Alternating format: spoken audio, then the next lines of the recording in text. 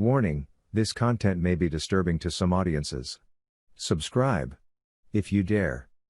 Windigo psychosis is when you think an Indian demon possesses you and then you try to eat your family. Hey everybody, welcome to ANECDOSED. People ask Reddit. Psych majors / psychologists of Reddit, what are some of the creepiest mental conditions you have ever encountered? Number 1.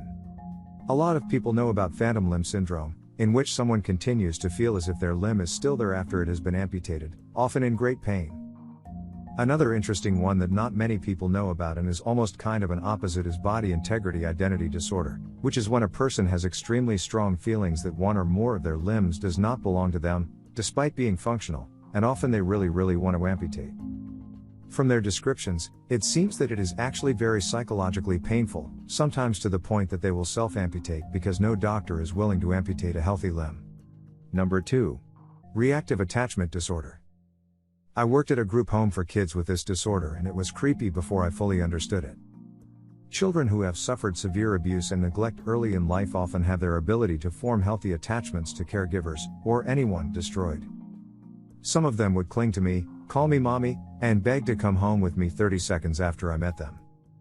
Others would refuse to talk to anyone, hurt themselves and others, set fires and act out any chance they could. Sometimes they would improve enough to be sent to foster homes only to have their behavior come back worse once they were placed in an unstructured family setting. It's extremely tragic because there is basically no hope of a cure and they will have the disorder the rest of their lives. Number 3. Oh, I know. Now, nobody's been diagnosed with this in 40-odd years or so, but it's still taught in most undergrad courses because it's a really good example of a culture-specific disorder. It's called Windigo psychosis, or Windigo, or Windigo, and here's how it goes down. You're a young male in an Algonquin tribe. It's been a long, cold winter, and your whole tribe is starving.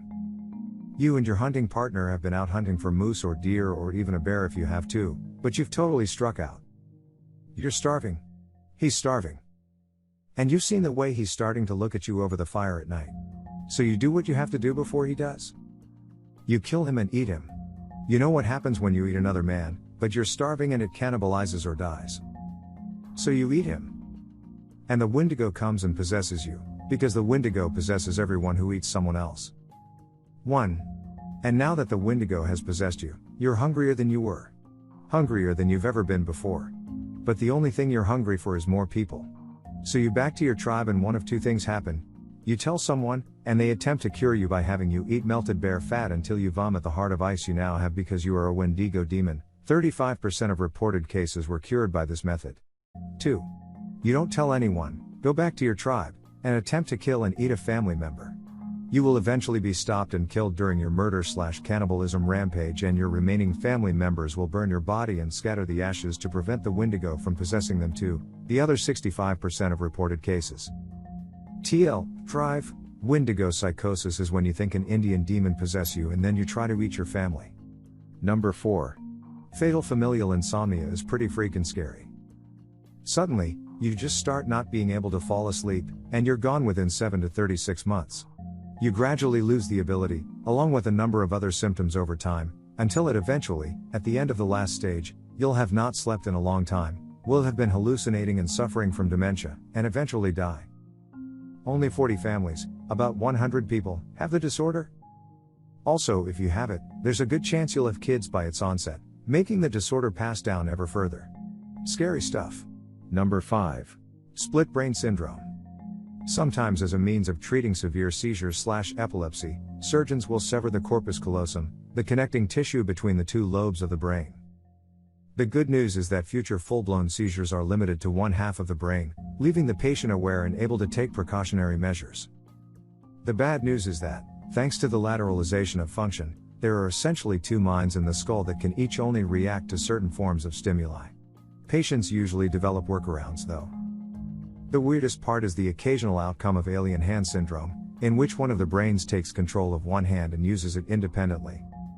When questions are presented to the controlling hemisphere, the hand can write out its answers, which are sometimes in disagreement with the main brain and the patient's spoken answers. It's been a while since I've studied abnormal psych, so the details might be a little fuzzy. Number 6. I'm a psych major, so not a professional, but in my opinion it is catatonic schizophrenia. those suffering from this type of schizophrenia. Although in the DSM-V they are getting rid of the different types of schizophrenia, there will just be one classification, will sometimes be unable to speak or move. My professor worked in a clinic while in school and told us of one patient who would suddenly lock up into an extremely awkward position and not move for extended periods of time. Number 7. There is an amazing film about this condition. It's called The Diving Bell and the Butterfly, a true story about Jean-Dominique Bauby, who was the editor-in-chief of Elle magazine until he suffered a stroke that led to locked-in syndrome.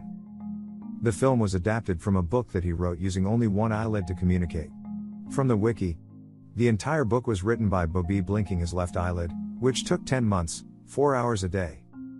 Using partner-assisted scanning, a transcriber repeatedly recited a French-language frequency-ordered alphabet E, S, A, R, I, N, T, U, L, etc., until Bauby blinked to choose the next letter. The book took about 200,000 blinks to write, and an average word took approximately 2 minutes. Number 8. The selfish love/obsession of a teen with severe borderline personality disorder.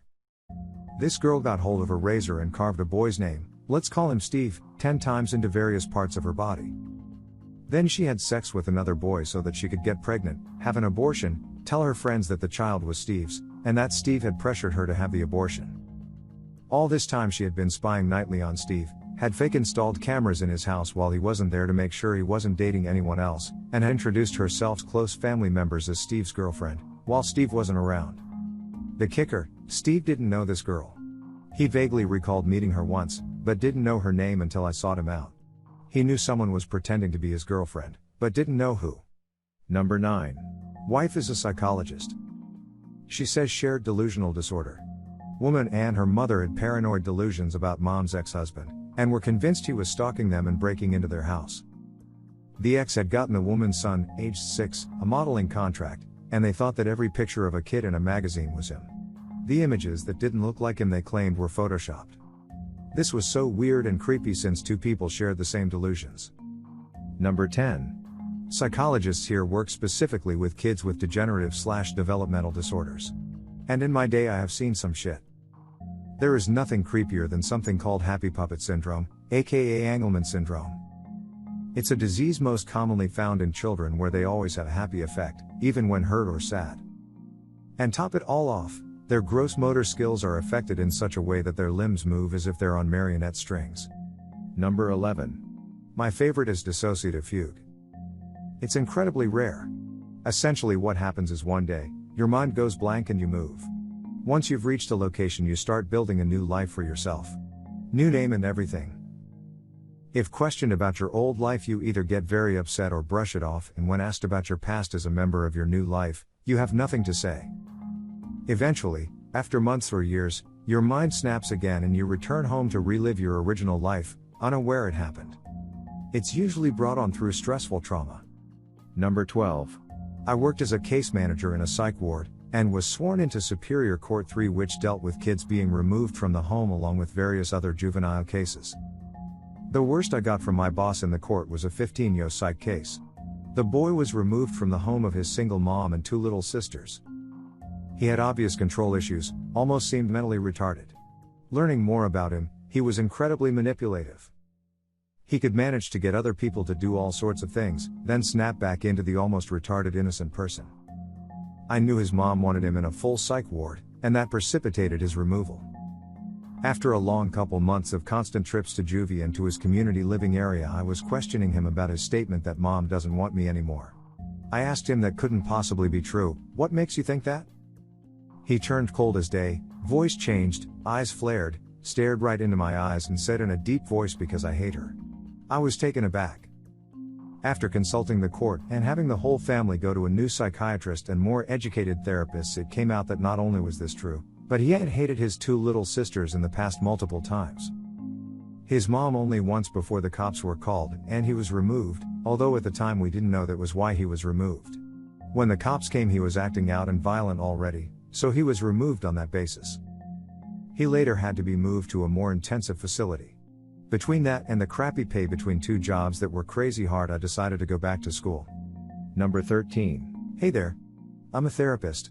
Because I respect the confidentiality of my clients, I won't tell any of the interesting stories about them.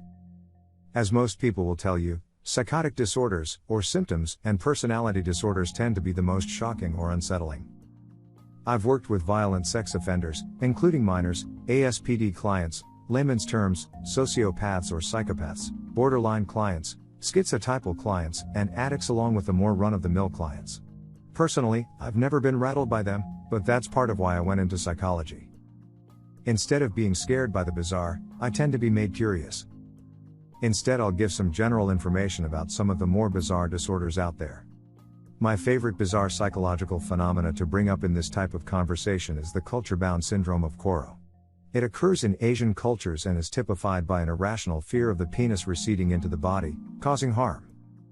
It is most common in men, and seems to be associated with feelings of sexual guilt or shame. In extreme cases, people have been known to mutilate their own genitals in attempts to keep them from going up inside their body, like grabbing their penis with a pliers. Another one is brain fag, I know, weird name, which tends to affect primarily high-stress students in African countries. Basically, it's a somatic blindness brought on by reading or studying too much.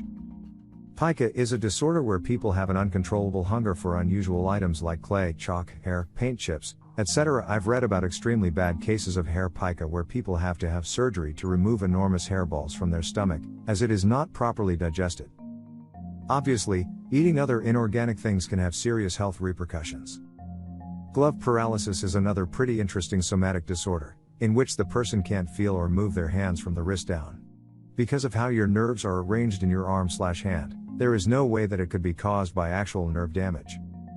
Basically, there are two separate nerves that feed into the bottom half of your arm, pinky side, as well as your pinky and ring fingers. The other provides neurological impulses to the top, thumb side, and your thumb, index, and middle fingers. There also exist a variety of interesting effects that can result because of damage to various areas of the brain. Aphasias, damage to the speech centers of the brain, can result in a variety of disorders of speech and speech recognition. I've worked with some TBI clients who have serious communication issues because of their brain injury, which makes progress very challenging. When there is an underlying, organic cause to the disorder, it is very difficult to address it with talk therapy alone. It's always interesting to me how different psychopathology can be in different cultures. Some disorders with a strong biological component, like schizophrenia, seem to occur across the world at the same rate. Others, like eating disorders, simply do not occur with any regularity in other cultures. Number 14. I used to work in an adult group home, and while no one disorder ever really scared me, there was one woman who still scares the crap out of me. When I first met her, I mistook her for a new staff member because she looked so normal. Then I noticed she was carrying a doll and a baby blanket. She was in her mid-20s. Then I noticed the large, swapped, jagged scar that ran from ear to ear. She was severely depressed, antisocial, oppositional/defiant, anorexic, and borderline psychotic, among other things. We began working together daily and she opened up to me a bit, but mostly it was to brag about her suicide attempts. She attempted to slit her own throat, tried to cut her wrists, owed it on her psych meds, and, while in an institution, gouged out the nurse call button from the wall and swallowed it, attempting to choke herself. She eventually left our care after she swallowed an unsharpened pencil so she could go to the hospital and have surgery. That woman terrified me. And still does. Make sure to share your personal story in the comments below and have the opportunity to be featured in a future video. Also, if you like these topics, don't forget to like, subscribe, and hit the notification button to continue seeing more content like this every day. See you next time.